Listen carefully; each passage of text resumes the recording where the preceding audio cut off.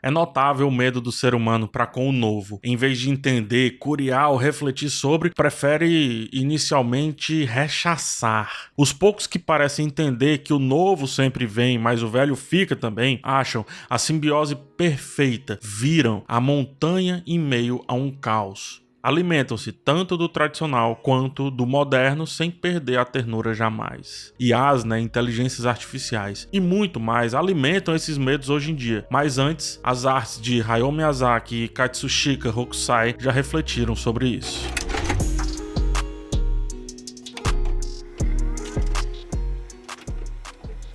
Hokusai criou uma série de pinturas chamada 36 Vistas do Monte Fuji, cujo título sugestivo apresenta o Monte Fuji sob variadas estações, variadas condições climáticas e também diferentes pontos de vista, revelando a sua beleza e força de múltiplas formas, mas também consolidando-o como um símbolo do Japão antigo que ainda se mantém vivo até hoje. Uma dessas 36 vistas é a Grande Onda de Kanagawa, também conhecida apenas como a Grande Onda, uma das obras de arte mais reproduzidas mundialmente e ícone da arte ukiyo-e, fruto de estudos ocidentais e depois fruto para os grandes artistas ocidentais, como Monet e, consequentemente, Van Gogh. No primeiro plano, uma onda colossal com tons médios e escuros de azul, dominada por detalhes e texturas, se ergue ameaçadora. A espuma branca na crista dessa onda forma inúmeros redemoinhos a partir de rabiscos, capturando o caos do oceano agitado. A onda se curva para cima, da esquerda para a direita, e cria um arco ameaçador que parece prestes a quebrar em alguns barcos tradicionais. Dentro deles, pescadores apavorados seguram-se nas bordas. No horizonte, entre esses dois elementos, o Monte Fuji se ergue majestoso e intacto. A montanha icônica apresenta um cume cônico e simétrico. A neve é acumulada em sua parte superior e a montanha está envolta também a uma névoa suave que a separa do céu claro e luminoso. O céu não é azul, tem um tom pastel, um pouco marrom, um pouco branco. As cores são vivas, contrastantes, mas também intimamente complementares. O azul está na água, o azul está na montanha. Ele está também na roupa dos pescadores desesperados. O branco também está na água, na montanha e no rosto dos pescadores, bem como também no céu, só que no outro tom. Os barcos são amarelo pastel. Ninguém mais compartilha essa cor no plano, apenas eles. Dos 3 barcos, mais à esquerda e mais à frente, um conseguiu superar a onda ao fugir da sua terrível garra e passar por sua base. Nesse mísero barco, os navegadores não estão mais agarrados à borda, mas também não estão olhando de frente à grande onda. Nos encontramos aqui no final do período Edo, no Japão. A obra de Hokusai foi lançada em 1831 e essa onda tem um papel crucial em uma das várias interpretações dessa pintura. O período Edo ele perdurou por aproximadamente 2 séculos e meio, até 1868, de acordo com um consenso mais recente dos historiadores, que é quando se inicia, no caso, a restauração Meiji. Note que estamos a apenas 30 anos do término desse período quando a obra é lançada. Para contextualizar, a gente está a uma geração, a um adulto de meia idade do fim de um período histórico. Um grão de areia de praia para a história com H maiúsculo, porém para a história do indivíduo, 30 anos é muita coisa. Quem consegue antecipar 30 anos, palmas. Esse período, sobretudo nos seus 2 primeiros séculos, foi considerado um momento de paz. O Shogun Tokugawa unificou o Japão, pôs fim a séculos de conflitos internos e estabeleceu seu governo em Edo, a atual Tóquio. Do ponto de vista político-econômico, o país vivia um controle interno muito rígido e isolado, resultado da política Sakoku, que impunha restrições comerciais e um forte controle dos feudos. Socialmente, a estrutura era organizada em castas: samurais, camponeses, artesãos e comerciantes. Em relação à arte, foi um período de florescimento de diversas expressões: o teatro kabuki, a pintura ukiyo-e, os poemas haiku e a literatura. O que nos interessa, porém, é o final desse período. O isolamento japonês já vigorava, como eu disse, há mais de 200 anos. O início desse período virava história dos avós. E, estando na 4ª geração, críticas a esse isolamento, obviamente, começavam a surgir. Apesar do sucesso em manter a estabilidade interna e limitar a influência estrangeira, um isolamento eterno, ainda mais em um mundo que começava a se conectar cada vez mais, começava a ficar menor esse isolamento, não passaria livre dos críticos. Jamais. Tá, não é um consenso entre historiadores, quer dizer, há um consenso, mas há muitas linhas, tá? Fala-se que as críticas e também as preocupações giravam em torno do atraso do Japão em termos de tecnologia, ciência e medicina, bem como, e esse sim é um consenso, a sua vulnerabilidade às mudanças na economia global e, sobretudo, a ameaça bélica do estrangeiro. Enquanto alguns argumentam que o comércio exterior traria benefícios econômicos significativos, outros defendem nesse momento que o isolamento foi quem permitiu o florescimento do país enquanto país, e olhando para trás, esse isolamento deveria ser mantido. No momento do lançamento da obra de Hokusai, as críticas ao período Edo ainda eram pequenas ondas, quase invisíveis. A grande onda dessas críticas cresceria nos anos seguintes, culminando, portanto, no fim do isolamento japonês e trazendo a restauração Meiji em 1868. Para entendermos aqui esse momento como todo, alguns filmes, tá? Yojimbo, dirigido por Akira Kurosawa, retrata um samurai errante, o Sanjuro, que resolve a situação de uma cidade dividida entre duas facções criminosas no período Edo, sem obviamente precisar o ano, mas talvez ali pelo início. Ao ajudar a restaurar a ordem, Sanjuro se beneficia das duas famílias e pode, portanto, ser interpretado como uma visão de Kurosawa para com o início desse período, para com o início do período Edo, que o Japão foi, entre aspas, organizado. Temos também O Último Samurai, né? Ele debate mais o final desse período, mas para não termos que ir nos Estados Unidos a fim de contar a história dos outros, eu trago também o japonês Bakumatsu Taioden, de 1957. Em português ele é A Lenda do Sol dos Últimos Dias do Shogunato. O primeiro ele discute sobre a ocidentalização do Japão e como um estrangeiro, um gaijin, acaba se apaixonando pelos costumes locais. O segundo é ambientado em 1862, ou seja, bem ali no fim do período do Edo, e segue a vida de um cafetão em uma casa de chá, abordando as tensões entre os interesses japoneses tradicionais e as influências estrangeiras que já começavam a surgir. É um filme difícil de achar e, caso você ache, cuidado com anacronismos, tá? Toda essa contextualização histórica do isolamento japonês durante a era Edo e a crescente curiosidade pela cultura e tecnologia estrangeira se reflete diretamente na composição de A Grande Onda de Kanagawa. Essa colossal onda em forma de garra se impõe em nossa cena, protagonizando a tela e representando nessa interpretação que eu trago o avanço arrebatador do progresso. Hokusai criou a onda utilizando linhas arredondadas e curvas. Em detalhes, as linhas elas são sinuosas e variam em espessura e densidade. Essa escolha confere uma sensação de movimento e caos, mas também de imprecisão, já que não é um traço reto.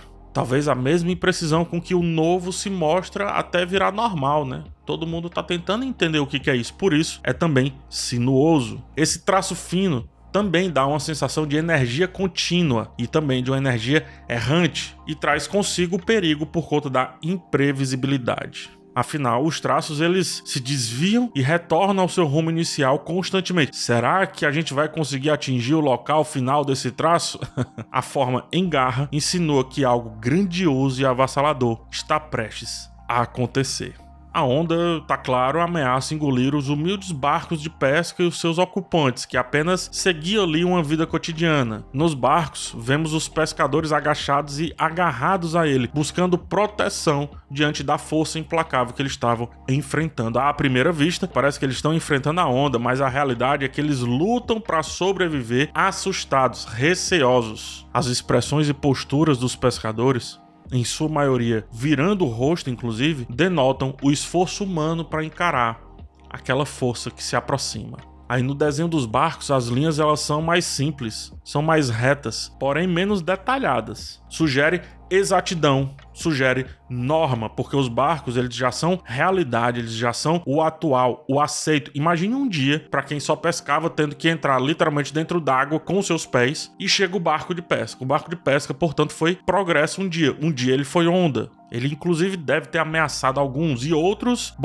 viram naquilo uma oportunidade. Nesse cenário, não mais, os barcos são normal. O traço menos detalhado deles sugere então vulnerabilidade dos pequenos diante do gigante avassalador. A maneira como o Monte Fuji é retratado ao fundo, com sua forma icônica e simétrica, estabelece um contraste marcante com a gigantesca onda e os pequeninos barcos. O Monte Fuji é um símbolo importante da cultura e da espiritualidade japonesa, considerado um local sagrado e destino de peregrinação para muitos. Representa então paz e firmeza. Podemos perceber que ele possui as suas próprias texturas, e se fosse isolado e pintado à parte, constituiria tranquilamente uma obra por si só. As linhas que o compõem são mais suaves e delicadas, transmitindo uma sensação de calma e estabilidade em contraste com toda a turbulência da onda. A presença do Monte Fuji na obra pode simbolizar então a tradição, pode simbolizar, por que não, a identidade, mas, sobretudo, eu penso, a força do povo japonês diante das mudanças e diante das influências externas que começavam a se aproximar daqueles barcos, ou seja, do que era normal. A paleta de cores é contrastante de modo geral, mas ela é complementar no detalhe. O azul e o branco dominam todos os 3 dos 4 elementos principais: pescadores, Monte Fuji e a água. Isso destaca que a mudança vem também da tradição e vice-versa. Só existe o conceito de antigo porque existe o novo. A onda carrega consigo a mesma cor da roupa e também a mesma cor do rosto dos pescadores porque ela é fruto. Esse progresso é fruto do que é normal. Os pescadores, por sua vez, carregam consigo as mesmas cores da onda porque eles são os dominantes ali. Tudo sai dessa existência. Se não existe a pessoa, se não existe o ser humano, não existe nesse quadro. E por sua vez, todos carregam as cores do Monte Fuji porque todos são o Japão. Só o barco destoa. Porque nesse caso, só o barco é coisa. O resto é natural, é gente, é onda, é montanha.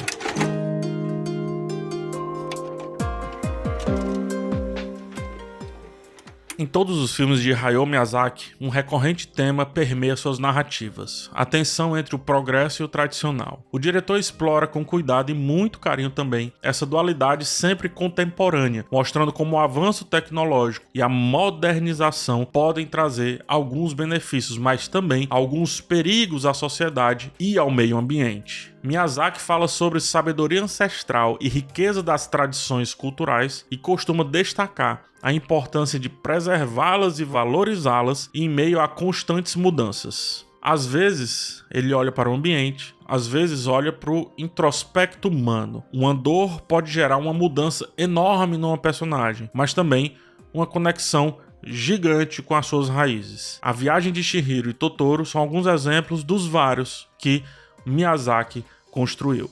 Ao confrontar essas forças opostas em suas narrativas, Miyazaki nos leva a refletir sobre o equilíbrio necessário entre o novo e a preservação do legado, entre Grande Onda e Monte Fuji, tudo isso em meio a navegadores confusos, ilustrando a complexidade e os dilemas que enfrentamos ao navegar pelas águas do progresso com elementos da tradição. No filme Meu Amigo Totoro, há uma cena em que as duas protagonistas encontram o espírito da floresta. Uma cena muito bonita, icônica, enfim. Por si só um quadro, né? A nível de Hokusai, eu diria.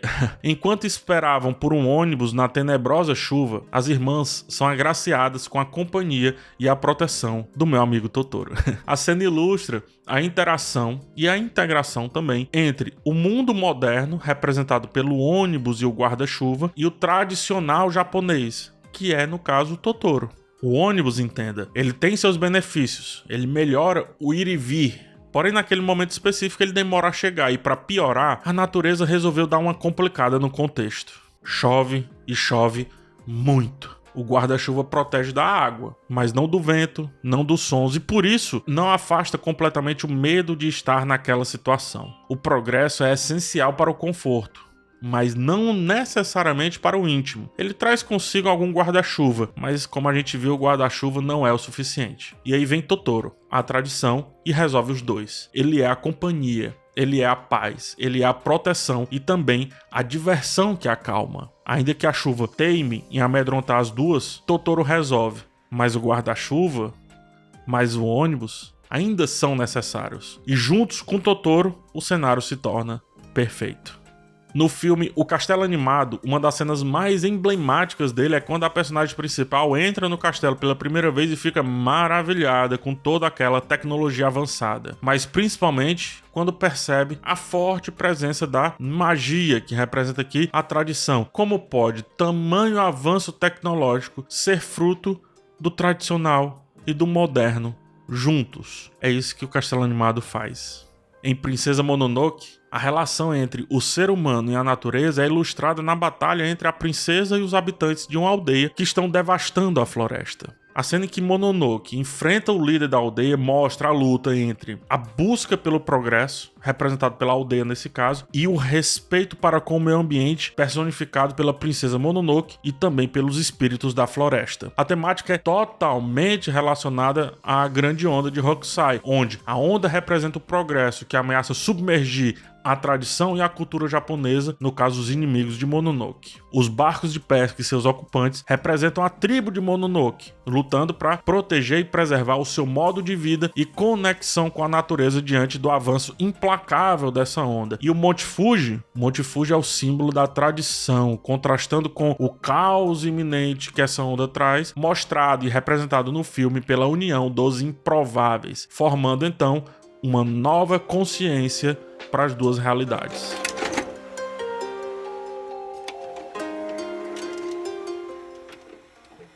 O tradicional e o moderno existem sempre, tanto no avanço do artificial quanto naqueles que lutam contra ele. Adaptação talvez então seja a ordem. Lutar é não desistir. Adaptar como fruto de uma luta é se entender diferente de si mesmo, em seu próprio contexto, em nossas novas eras que vão e vêm diante dos nossos olhos. Abre aspas, né? Não se pode entrar duas vezes no mesmo rio, é o que diz a frase clichê. E viver é melhor que sonhar, diz o poeta Belchior. Indicando então que existe o ideal e existe o real.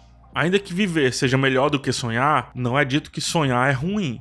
Para Mononoke serviu a luta, que teve impacto, pedindo então um pouco de calma ao progresso, menos pressa, porque afinal havia gente no processo. Havia vida nessa jornada. Há de se ter paz no processo. Isso é importante. Seja para criar uma obra de arte eterna, veja só o resultado, a grande onda, seja no entendimento do novo. Entender o progresso é melhor do que aceitá-lo apenas. É ter consigo a espada sem deixar a pólvora de lado. É perceber o vento vindo de uma nova estação. Para as irmãs, um abraço em Totoro e uma noite complicada foi bom, mas ainda fica a ideia de ter que chegar em casa. Para Sophie, a percepção de um castelo híbrido e mesmo assim potente dentro da sua natureza e a partir da sua natureza. O mais pacífico dos mares formou ou formará grandes ondas. Entender o momento, se adaptar, misturar, achar um meio termo firme, misturar tintas, formas, linhas, feituras, assuntos. Resultou em um quadro que foi e continua além do dia que ele foi feito. Enquanto uns lutam e outros se amedrontam nos barcos, o Monte Fuji permanece olhando tudo. O Japão já era Japão, já havia se firmado enquanto nação, país e visão de mundo. Vendo lá e cá não se entenderem em caos em meio ao progresso, eu acho que se pudesse, o senhor Fuji ou o senhor Japão estaria sentado em uma cadeira de balanço, vendo a banda passar e rindo, ou pelo menos sorrindo no cantinho da boca. Ainda que menor do que os barcos e bem menor do que a onda, ele permaneceu, afinal, a distância é só perspectiva. Era só uma distância que mudava as grandezas, mas a real magnitude desses elementos, só vendo de perto. Parece que é o progresso, talvez os barcos. Na verdade, é o Monte Fuji, que está ao fundo, olhando tudo e, como eu disse, sorrindo. Gargalhando, quem sabe.